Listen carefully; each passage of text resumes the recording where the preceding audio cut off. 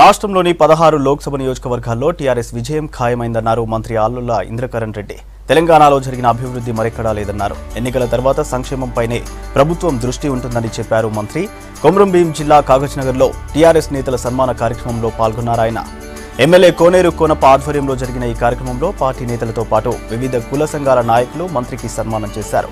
Sirpur tea నియోజకవర్గాన్ని రాష్ట్రంలో number 1 చేస్తామని హామీ ఇచ్చారు ఇంద్రకరణ్ రెడ్డి.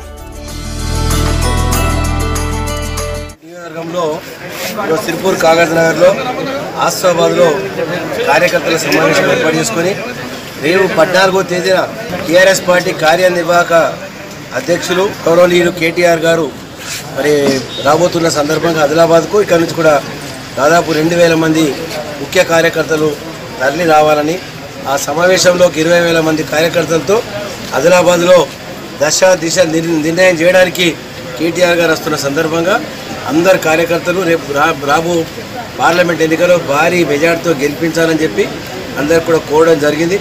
అందరు కూడా టీఆర్ఎస్ పార్టీ చేస్తున్నటువంటి సంక్షేమ కార్యక్రమాలు, అభివృద్ధి కార్యక్రమాలు భారతదేశంలో ఏ రాష్ట్రంలో కూడా లేవు.